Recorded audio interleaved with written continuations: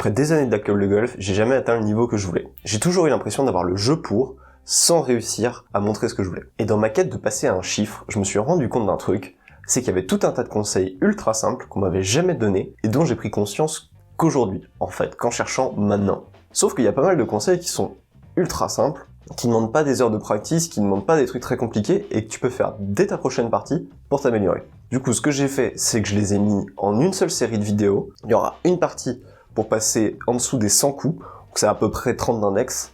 Une partie pour passer en dessous des 90 coups, c'est 18 d'index, et une partie pour passer en dessous des 80 coups, c'est le fameux single figure handicap. Voilà, cette série, elle va se décomposer en 5 vidéos pour chaque handicap. Pour chaque série de vidéos, tu pourras retrouver mes notes.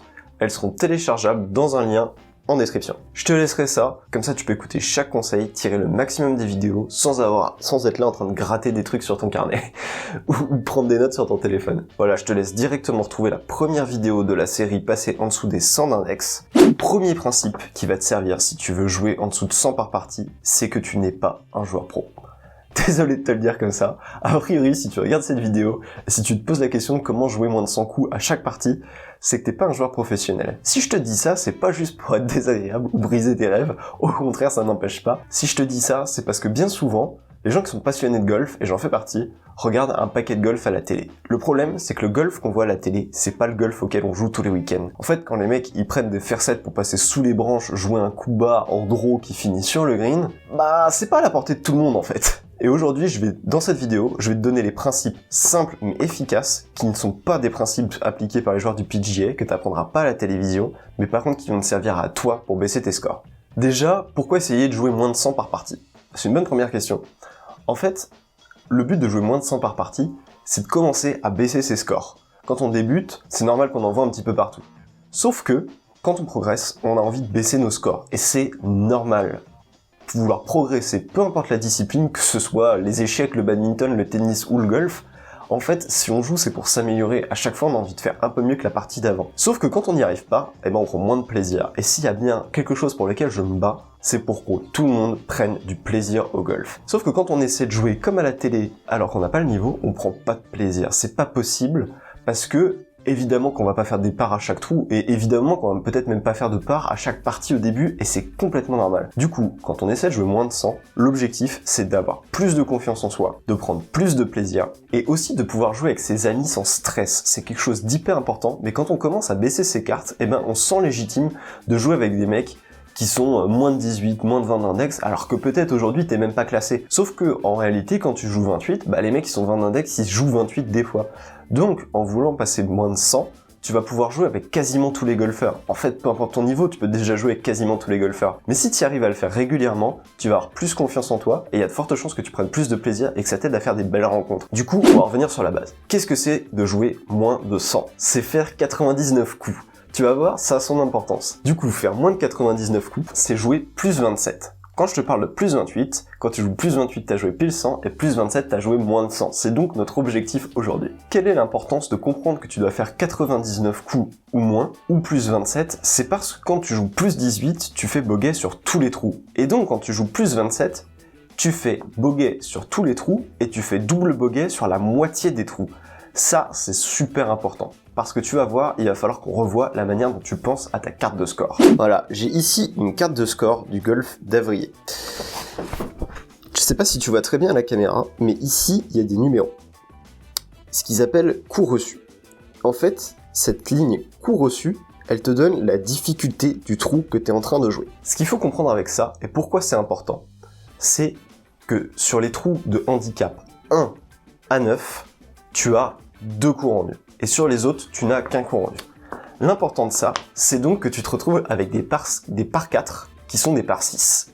Donc, tu as des par 6 qui font moins de 350 mètres des jaunes. Si je veux que tu retires qu'une seule chose de cette vidéo, c'est que le vrai par, c'est pas le par de tout le monde. On ne joue pas tous dans le par, et d'ailleurs, on joue quasiment tous pas dans le par.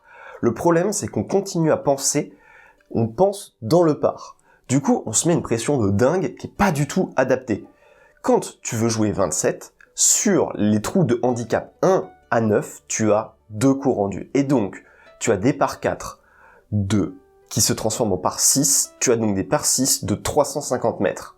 Jusqu'ici, tu me suis, on est d'accord. Eh bien, la manière dont est calculé les pars, c'est qu'on compte 2 putts sur le green. Ça, 2 putts, on va y revenir, mais c'est super important. Mais c'est surtout que en par 6, tu as 4 coups avant pour arriver sur le green et faire tes 2 putts. L'importance que ça a, c'est que si tu penses à 350 mètres avec 4 coups, eh bien, tu as des coups de moins de 100 mètres à chaque fois.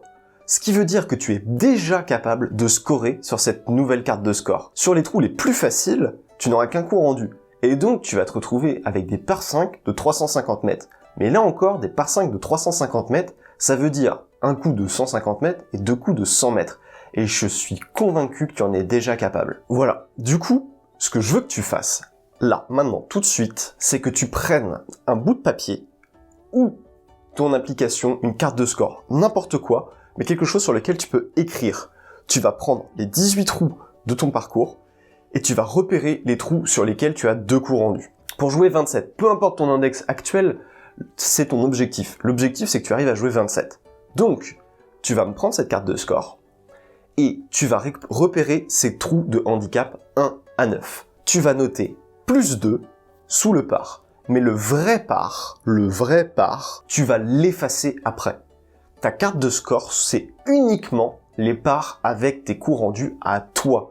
Donc, si le 1 de ton parcours, tu as 2 coups rendus et que c'est un par 4, tu notes par 6. C'est tout. Parce que tu vas voir, c'est super important en termes de stratégie. Et ça, on va y revenir dans une vidéo suivante.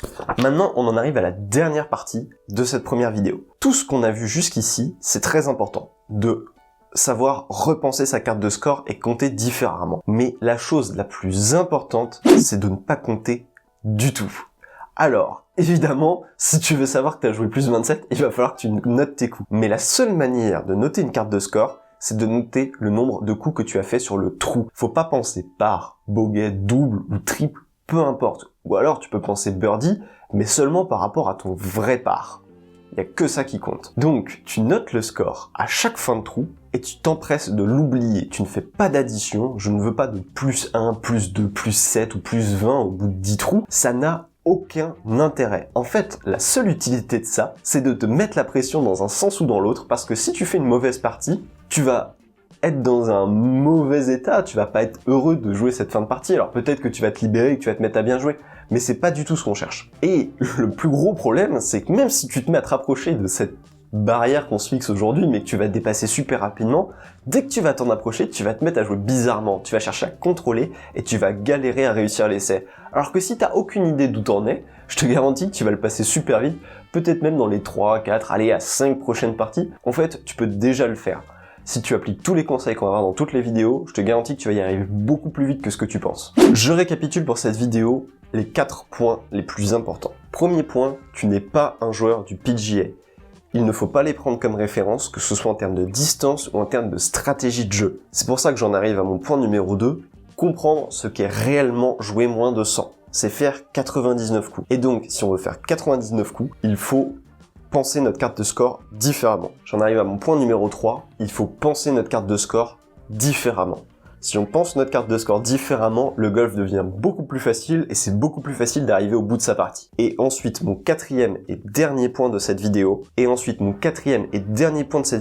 mais il sera utile toute ta vie de golfeur, peu importe l'index que tu as aujourd'hui, c'est de ne pas compter le score en temps réel. Tu ne comptes que le nombre de coups que tu as fait, sans jugement birdie, par ou bogey, et tu ne fais le calcul qu'à la fin, un point, c'est tout.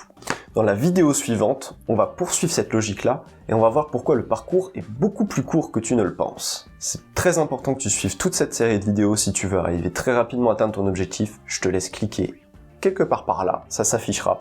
Ou alors en description, au premier commentaire si tu es dans les premiers jours de sortie de cette vidéo. Cette série de vidéos va sortir un épisode par jour pendant une semaine. Donc si tu la vois le jour de sa sortie, le lien sera en commentaire dès demain où tu peux t'abonner à la chaîne YouTube, comme ça tu auras dans tes abonnements dès demain. Allez, je te retrouve tout de suite dans la prochaine vidéo. Salut!